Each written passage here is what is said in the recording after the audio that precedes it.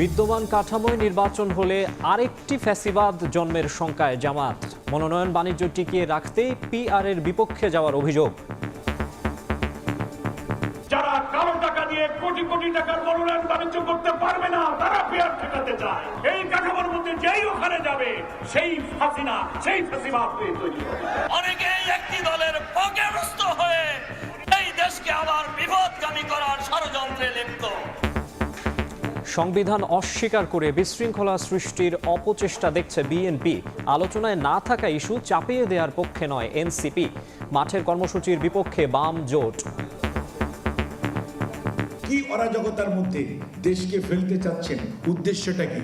দেশের মধ্যে এক ধরনের বিশৃঙ্খলা সৃষ্টি করা। আমরাও গণতান্ত্রিক প্রক্রিয়ায় তার বিপক্ষে আমাদের যা বক্তব্য আছে সেটা আমরা রাজনৈতিক মাঠে ময়দানে দেব। পুরো সংসদ নির্বাচনটাই পিআরের ভিত্তিতে হোক, আমরা এটার সাথেও একমত না। জনগণেরও এটা প্রস্তুতি নাই। এই নির্বাচনকে প্রশ্নবিদ্ধ করা হয় বা কালক্ষেপণ করা হয়, সেটা হবে আমাদের জন্য সংকট।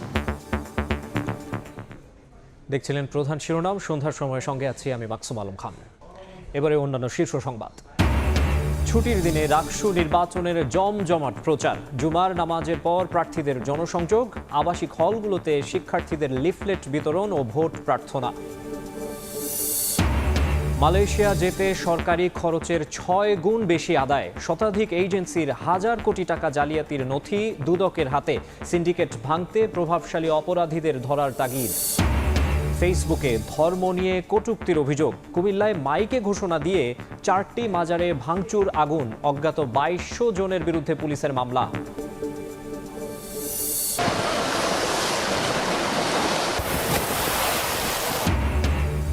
উজানের ঢলে রংপুরে দ্বিতীয় তিস্তা সেতুরক্ষা বাঁধে ভাঙন। নদী গর্ভে বিলীন 30 মিটার অংশ। শেরপুরে পাহাড়ি ঢলের পানিতে ডুবে নিখোঁজ যুবকের মরদেহ উদ্ধার। এবং ভারতে ভোট চোরদের সুরক্ষা দিচ্ছে ইসি, অভিযোগ রাহুলের। বললেন, গণতন্ত্র বাঁচাবে জেন জি, পরিবারতন্ত্রের বিপক্ষে রায় দেবে তরুণরা। পাল্টা মন্তব্য বিজেপির।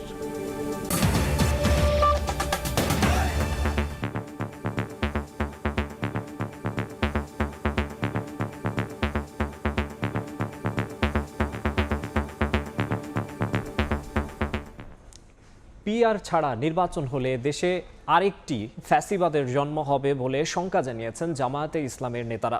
মনোনয়ন বাণিজ্য টিকিয়ে রাখতেই আনুপাতিক পদ্ধতির বিরোধিতা করা হচ্ছে বলেও অভিযোগ তাদের। হুঁশিয়ারি দিয়ে বলেন, পেশি শক্তির প্রভাব খাটিয়ে ক্ষমতা কুক্ষিগত করার দিন শেষ। 5 দফা দাবিতে বিভাগীয় শহরে জামায়াতের বিক্ষোভ সমাবেশে নেতারা বলেন, সুষ্ঠু নির্বাচনের স্বার্থে পিআর পদ্ধতির বিকল্প নেই।